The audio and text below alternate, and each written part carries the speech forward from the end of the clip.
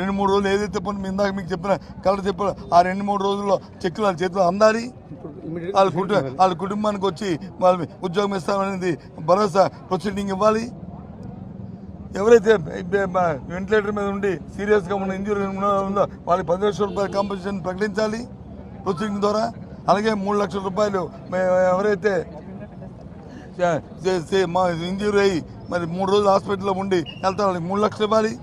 ఎవరైతే చిన్న ఇంజూరీ అయ్యారో బయట హాస్పిటల్ చేసుకున్నారో వాళ్ళకి 50,000 తక్కువ లేకుండా వాళ్ళకి ఇవ్వాలి. అది దాని అన్నింటికి కూడా రాతపరకమైన ప్రభుత్వం నుంచి ఒక ప్రొసీడింగ్ ఒక రిలీజ్ రావాలి, జీవో రావాలి. వచ్చినప్పుడే ప్రజలు నమ్మకం ఉంటుంది. అంటే ప్రమాదాలు జరుగుతున్న ప్రభుత్వాలు ఏంటంటే ఎందుకు వస్తుంది ప్రమాదం, ఆ ప్రమాదాన్ని దానికి ఉన్న ఏ కారణం వల్ల వచ్చింది, దాన్ని ఏ విధంగా మనం అరికట్టాలి అనేది దృష్టి పెడితే అవన్నీ అయిపోతాయి. జరిగితే జరిగింది అని నిర్లక్ష్యం ఉంటే ఒక దాని తర్వాత రెండో వస్తుంది. ఇమీడియట్ ఇప్పుడు ఉంది దీని ఇంతకుముందు ఎల్జీ ప్రాబ్లం జరిగింది, వెంటనే సేఫ్టీ ఆడిట్ జరగాలన్నాం, పెట్టాము, వెంటనే అందరికీ జీవో ఇష్యూ చేసాము, కమిటీ వేసాము. ఇప్పుడు సాక్షాత్తు ఉన్న నీరవ్ కుమార్ ప్రసాద్ ఎవరైతే సిఎస్గా ఉన్నారో ఆయనే అప్పుడు సెక్రటరీ, ఆయన ఆధ్వర్యంలో వేసాము, ఆయనే చూడమని చెప్పాము, ఆయనే పర్యవేక్షణాధికారి, ఆయనతో చేయించాము. ఇప్పుడు అలాగే చేస్తే ఆటోమేటిక్ తగ్గుతుంటాయి. అది అలాగని వ్యవస్థను ఆపేయమని చెప్పట్లేగా మేము. నాకేం తెలుసు, మీరు అడగండి వస్తారు. తర్వాత ఇప్పుడు నేను అన్నాను కదా, ఇప్పుడు నేను అన్నాను కదా, వాళ్ళకి ఖాళీ లేక వాళ్ళకి వెళ్ళిన వాళ్ళకి ఒక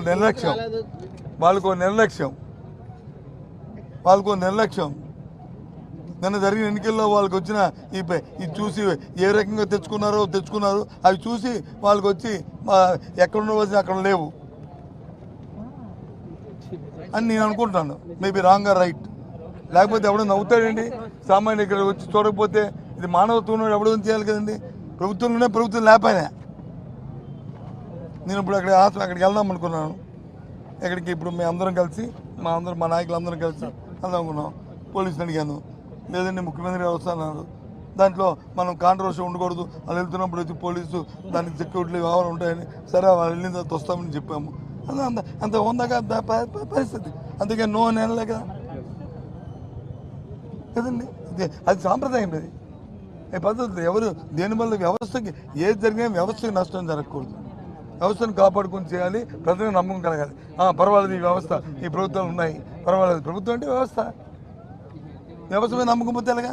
అది పోయింది ఎడుపు. అది చూస్తే అది ఆత్మలు చూస్తే ఓకే.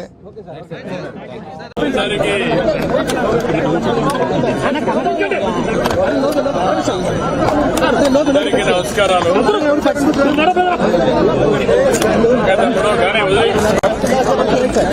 అందరికీ నమస్కారాలు. ఒక దురదృష్టకరమైన సంఘటన జరిగింది. కూడా హాస్పిటల్లో మాట్లాడాను. ఇక్కడ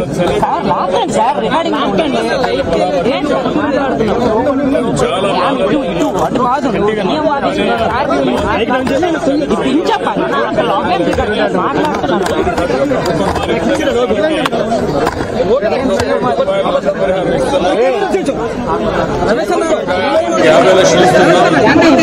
లైట్ గా గాయాలైన వారికి 25 లక్షలు ఇస్తున్నాం.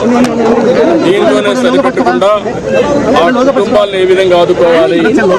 ఇప్పుడు 17 కుటుంబాలు పూర్తిగా నష్టపోయారు. పిల్లలు ఉన్నారు.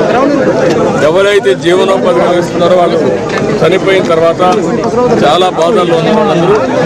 వాళ్ళందరినీ కూడా నేను ఏ విధంగా ప్రభుత్వం కూడా సహాయం చేయగలుగుతాం ఆలోచిస్తున్నా. అన్ని విధాలు ఆదుకుంటాం. ఇక్కడ మా ఆఫీసర్లు కూడా చెప్పాను, వాళ్ళు కష్టాల్లో వచ్చినప్పుడు కుటుంబ సభ్యులు చనిపోయి మార్చిలో ఉన్నప్పుడు వాళ్ళు గౌరవంగా రిసీవ్ చేసుకొని కనీస సదుపాయాలు కల్పించాలి. అది కూడా కల్పించమని చెప్పాను. నిన్న కూడా చిన్న కొంతమందికి చెప్పారు, కొంతమంది చెప్పలేరు కూడా చెప్పారు. అవన్నీ కూడా కరెక్ట్ చేస్తాం. ఏదేమైనా జరిగిన సంఘటన చాలా బాధాకరం. నేను ముందు ఫ్యాక్టరీకి పోకుండా ఇక్కడికి వచ్చానంటే ముందు బాధితులను పరామర్శించి ప్రాణాలకు ఇవ్వాలి, తర్వాతనే ఫ్యాక్టరీకి వాస్తవాలు చూస్తాను. సేఫ్టీ ఆడిట్ ఉండాలి, ఇవన్నీ కూడా పకడ్బందీగా ఉండాలి. ఇలాంటి సంఘటనలు పునరావృతం కాకుండా ఏమేం చేయాలో అన్ని చర్యలు తీసుకోవాలి. కుటుంబ సభ్యులను అనుమతించట్లేదు ఆవేదన వ్యక్తం చేస్తారు. మార్చిలోకి ఎవరిని అభ్యర్థించట్లేదు మార్చిలోకి ఎవరిని కూడా పర్మిషన్ ఇవ్వట్లేదు ఆవేదన వ్యక్తం చేస్తున్నారు. బాధ నాకు అర్థమైంది. చెప్పాను కూడా చెప్పాను. సెకండ్ ఈ సమయంలో కూడా వైసీపీ నేతలు విమర్శలు చేస్తున్నారు.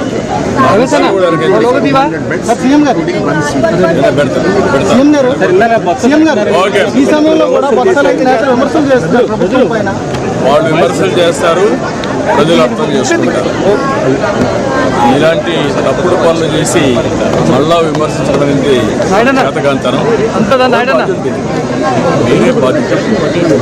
నేను వచ్చి 60 రోజులైంది. చేతగాని అసమర్థ వల్ల వ్యవస్థ కూలిపోయింది. అందువల్ల సంఘటన జరుగుతుంది. అది గుర్తుపెట్టుకోవాల్సిన అవసరం. తప్పుడు పనులు చేసేవాళ్ళు ఇట్లే మాట్లాడుతూ ఉంటారు. ఏదో శవాల కాడ వయసులు ఏర్పడే రకం ఇంటి మాట్లాడాలి. సంఘటన ఏంటి, ఎక్కడ జరిగింది, ఎందుకు జరిగింది, వాళ్ళు ఆదుకునేది అది చేస్తా. మంచి పద్ధతి కాదు. నేను చాలా క్లియర్గా చెప్తున్నా. ఇలాంటి తప్పుడు పనులు చేయండి. Thank you. కుటుంబాలు పూర్తిగా నష్టపోయారు. పిల్లలు ఉన్నారు. ఎవరైతే జీవనోపాధి కలిగిస్తున్నారో వాళ్ళు చనిపోయిన తర్వాత చాలా బాధల్లో ఉన్నారు. వాళ్ళందరినీ కూడా నేను ఏ విధంగా ప్రభుత్వం కూడా సహాయం చేయగలుగుతా ఆలోచిస్తున్నా. అన్ని విధాలు ఆదుకుంటాం. ఇక్కడ మా ఆఫీసర్లు కూడా నేను చెప్పాను. వాళ్ళు కష్టాల్లో వచ్చినప్పుడు కుటుంబ సభ్యులు చనిపోయి మార్చిలో ఉన్నప్పుడు వాళ్ళు గౌరవంగా రిసీవ్ చేసుకొని కనీస సదుపాయాలు కల్పించాలి. అది కూడా నేను కల్పించమని చెప్పాను. నిన్న కూడా చిన్న కొంతమందికి చెప్పారు, కొంతమంది చెప్పలేరు కూడా చెప్పారు. అవన్నీ కూడా కరెక్ట్ చేస్తాం. ఏది ఏమైనా జరిగిన సంఘటన చాలా బాధాకరం. నేను ముందు ఫ్యాక్టరీకి పోకుండా ఇక్కడికి వచ్చానంటే ముందు బాధితులను పరామర్శించి ప్రాణాలకు ఇవ్వాలి. తర్వాతనే ఫ్యాక్టరీకి వాస్తవాలు చూస్తాను. సేఫ్టీ ఆడిట్ ఉండాలి. ఇవన్నీ కూడా పకడ్బందీగా ఉండాలి. ఇలాంటి సంఘటనలు పునరావృతం కాకుండా ఏమేం చేయాలో అన్ని చర్యలు తీసుకోవాలి. సార్, మార్చికి కుటుంబ సభ్యులను అనుమతించట్లేదు ఆవేదన వ్యక్తం చేస్తుంది. మార్చిలోకి ఎవరిని అభ్యర్థించట్లేదు మార్చిలోకి ఎవరిని కూడా పర్మిషన్ ఇవ్వట్లేదు ఆవేదన వ్యక్తం చేస్తున్నారు. బాధ నాకు అర్థమైంది. చెప్పాను కూడా చెప్పాను. సెకండ్ ఈ సమయంలో కూడా వైసీపీ నేతలు విమర్శలు చేస్తున్నారు.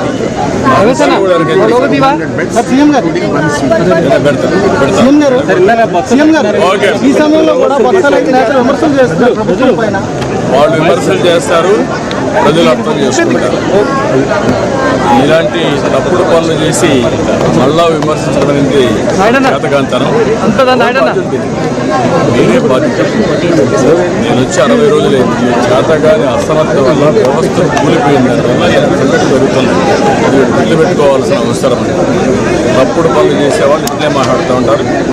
ఏదో శవాల కాడ వయసులు ఏర్పడే రకం ఇంటి మాట్లాడాలి. సంఘటన ఏంటి, ఎక్కడ జరిగింది, ఎందుకు జరిగింది, వాళ్ళు ఆదుకునేది అది చేస్తా. మంచి పద్ధతి కాదు.